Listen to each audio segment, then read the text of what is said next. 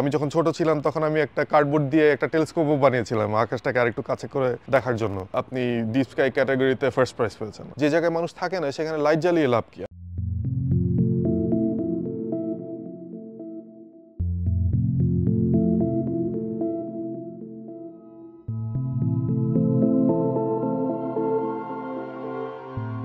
মহাকাশ চার অক্ষরের ছোট একটি শব্দ হলেও এর বিশালতার কোনো সীমা নেই।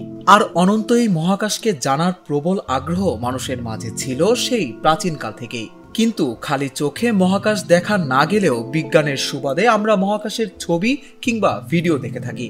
আর এই ছবি ভিডিও ধারণ করার কাজ যারা করে থাকেন তাদেরকে বলা হয় অ্যাস্ট্রো ফটোগ্রাফার। এই ভিডিওতে আপনাদের সঙ্গে পরিচয় করিয়ে দেব বাংলাদেশের একজন অ্যাস্ট্রো ফটোগ্রাফারের সঙ্গে। আমার নাম জুবায়ের কেলেন, আমি মহাকাশে ছবি তুলি। ছোটবেলা যখন আকাশের দিকে তাকাতাম দেখতাম যে অনেক তারা দেখা যাচ্ছে, কিন্তু যতই বড় হচ্ছি ততই দেখি যে কম তারা। আর পরিষ্কার আকাশ দেখার জন্য শহর থেকে অনেক দূরে যেতে হয়। তো সবসময় তো আর শহর থেকে দূরে গিয়ে আকাশ দেখা সম্ভব না আসলে। তো ওইখানে আমার মনে হয় যে আকাশের সঙ্গে ওই সম্পর্কটা আবার নতুন করে এস্টাবলিশ করার জন্য আকাশ দেখার একটা ঝোঁক আছে আর কি আমার। ছোটবেলা থেকে জুবায়েরের মাঝে মহাকাশের প্রতি বিশেষ আকর্ষণ জন্ম নেয়। তাই মহাকাশ দেখার আগ্রহ থেকে খুব অল্প বয়সে নিজেই বানিয়ে ফেলেন একটি টেলিস্কোপ। সেই থেকেই মহাকাশ নিয়ে জুবায়েরের পথ চলা শুরু। তো আমার ছোটবেলায় মহাকাশ নিয়ে অনেক আগ্রহ ছিল। আমি জানার চেষ্টা করতাম, বই পড়ার চেষ্টা করতাম, ওখান থেকে বোঝার চেষ্টা করতাম। তো আমি যখন ছোট ছিলাম তখন আমি একটা কার্ডবোর্ড দিয়ে একটা টেলিস্কোপও বানিয়েছিলাম আকাশটাকে আরেকটু কাছে করে দেখার জন্য। তো তখন প্রথম যখন আকাশের দিকে তাকালাম ওই টেলিস্কোপ দিয়ে, তখন খালি চোখে যে তারাগুলো দেখা যায় না সেগুলো দেখতে পাচ্ছিলাম।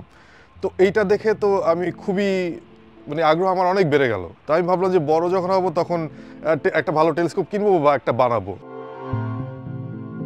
শখের বসে মহাকাশের ছবি বা ভিডিও ধারণ করলেও আন্তর্জাতিক প্রতিযোগিতায় বেশ কিছু অর্জন যুক্ত হয়েছে জুবায়েরের ঝুলিতে।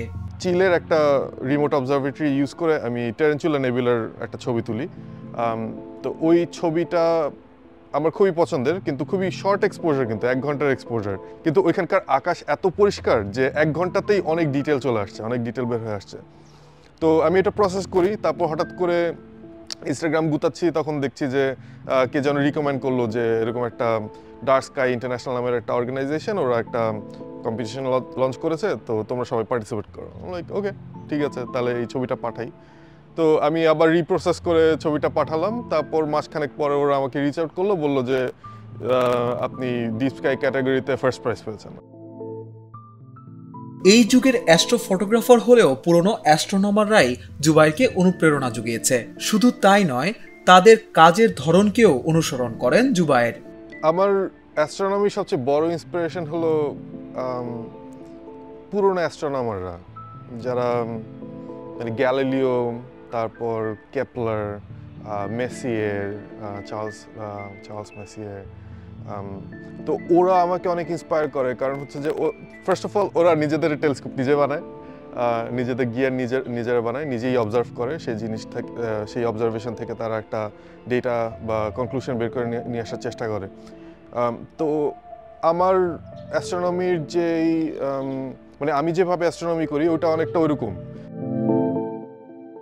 অ্যাস্ট্রো ফটোগ্রাফি করতে চাইলে যে ভিন্ন ধরনের দামি ক্যামেরা কিংবা লেন্সের প্রয়োজন হয়, জুবায়ের এই বিষয়টির সঙ্গে একমত পোষণ করেন না। তিনি জানান, ইচ্ছা থাকলে প্রথম অবস্থায় একটি মোবাইল দিয়েও অ্যাস্ট্রো ফটোগ্রাফি শুরু করা যায়। আপনার হাতে যে গিয়ার আছে সেই গিয়ার নিয়ে এগিয়ে যেতে হবে।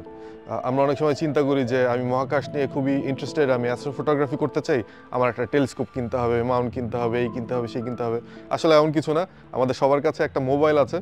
তো আমরা যদি একটা ট্রাইপড কিনি, ছোট্ট একটা ট্রাইপড যেটা কয়েকশো টাকায় পাওয়া যায়, সেটার উপর মোবাইলটাকে রেখে একটু লং এক্সপোজার নিয়ে দেখি পরিষ্কার আকাশে, দেখবো যে অনেক তারা আমরা ক্যাপচার করতে পারছি। এই গ্রীষ্মকালে মিল্কি ওয়ে দেখা যায়, তখন যদি আমরা সাউথের দিকে বা দক্ষিণের দিকে তাক করে আমরা যদি কিছু লং এক্সপোজার নেই, তাহলে আমরা মিল্কি ওয়ে ক্যাপচার করতে পারবো।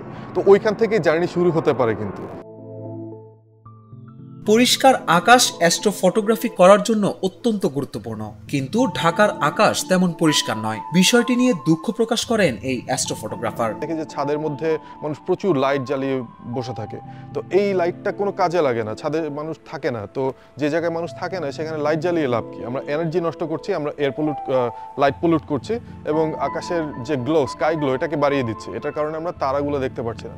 তো আমার মনে হয় যে ওই জিনিসগুলো আমাদের আরেকটু চিন্তা করতে হবে, অ্যাওয়ার হতে হবে, এবং লাইট পলিউশন, এয়ার পলিউশন এটা প্রিভেন্ট করার জন্য যা যা করতে হয় তা আমাদের সবাইকে মিলে করতে হবে। একজনের পক্ষে আসলে সম্ভব না, এমনকি গভর্নমেন্টের পক্ষেও সম্ভব না, এটা আমাদের সবার নিজের জায়গা থেকে করতে হবে।